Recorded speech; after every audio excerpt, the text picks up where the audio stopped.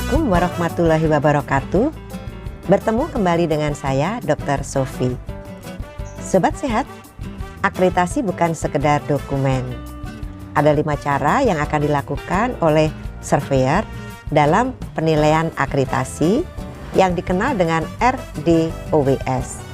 R adalah melihat dokumen regulasi yaitu SK, pedoman, panduan, dan SPO. D, surveyor akan melihat dokumen bukti implementasi. O, surveyor akan melakukan observasi. W, surveyor akan melakukan wawancara.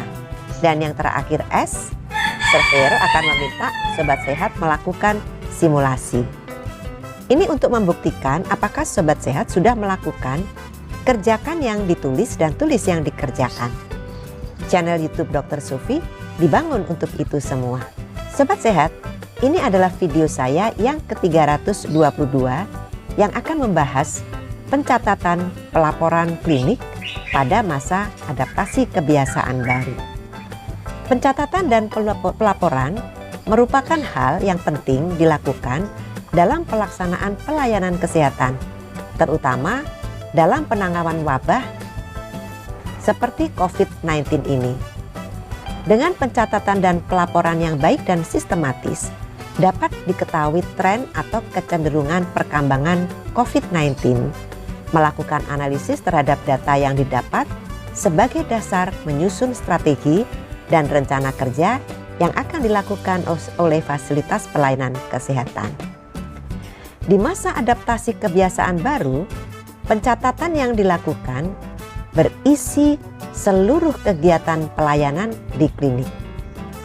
Pencatatan merupakan alat yang dapat digunakan untuk melakukan penelusuran pelayanan yang diberikan. Pencatatan tersebut dapat dijadikan sebagai dasar pembuatan laporan kegiatan pelayanan kesehatan di klinik. Pelaporan sangat penting untuk mendapatkan gambaran pelaksanaan pelayanan di klinik.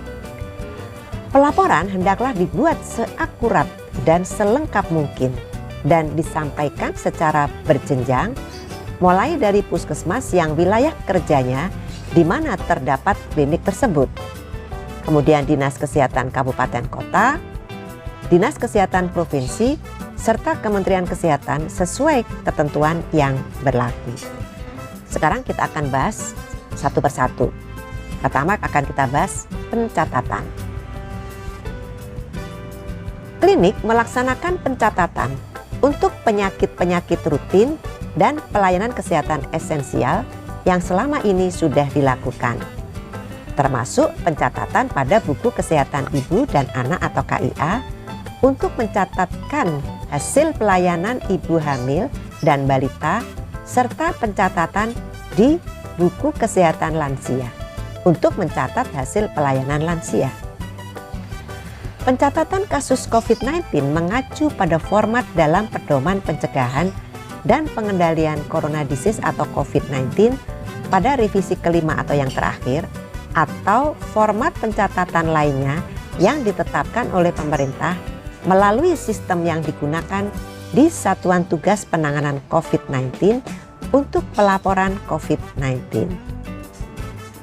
Klinik Pratama melakukan pencatatan perkembangan kondisi kasus COVID-19, yaitu kasus suspek, kasus probable, kasus konfirmasi, kontak erat, pelaku perjalanan, discharger, selesai isolasi dan kematian dari peserta JKN yang terdaftar pada klinik tersebut dan mengkoordinasikan dengan puskesmas setempat. Selanjutnya kita akan bahas pelaporan. Penyampaian laporan rutin pelaksanaan kegiatan pelayanan kesehatan di klinik yang disampaikan secara berjenjang mulai dari puskesmas yang wilayah kerjanya di mana terdapat klinik tersebut dan selanjutnya akan disampaikan ke Dinas Kesehatan Kabupaten Kota sesuai ketentuan yang berlaku. Untuk pelaporan kasus COVID-19, klinik menggunakan formulir khusus yang ada di petunjuk teknis pencegahan dan pengendalian COVID-19 revisi 5 atau terakhir yang dikeluarkan oleh Kementerian Kesehatan sesuai dengan jenis pelaporan yang akan dilaporkan. Sobat Sehat bisa melihat pada video di kanal YouTube Dr. Sofi yang menjelaskan tentang hal ini. Format laporan yang digunakan di FKTP antara lain: 1. Laporan notifikasi kepenemuan kasus. Kasus yang baru diterima Fasiankes, yaitu puskesmas, klinik, atau FKTP lain, dan atau Dinas Kesehatan Kabupaten Garing Kota, baik dari kunjungan pasien atau hasil penelusuran kontak erat. Kedua, laporan pengiriman dan pemeriksaan spesimen bagi FKTP yang dapat melakukan pengambilan swab oleh tenaga laboratorium terlatih. Keempat, laporan penyelidikan epidemiologi COVID atau PE. Keempat, laporan pemantauan kontak erat. 5. Laporan harian agregat COVID-19 yang dilakukan oleh Dinas Kesehatan Kabupaten Garing Kota melalui sistem online pelaporan harian COVID-19. Laporan ini merupakan rekapitulasi agregat harian dari laporan notifikasi penemuan kasus, laporan terkait spesimen, laporan PE, dan laporan pemantauan kontak erat. Sebagai penutup, Sobat Sehat bisa melihat gambar-gambar berikut di video. Pelayanan laboratorium berdasarkan petunjuk teknis pelayanan kesehatan di klinik pada masa adaptasi kebiasaan baru. Sobat Sehat, petunjuk teknis pelayanan kesehatan di klinik pada masa adaptasi kebiasaan baru disusun untuk menjadi acuan pada klinik dalam rangka tetap memberikan pelayanan kesehatan bagi masyarakat dengan menerapkan kewaspadaan untuk melindungi petugas kesehatan dan masyarakat yang dilayani dari penularan COVID-19.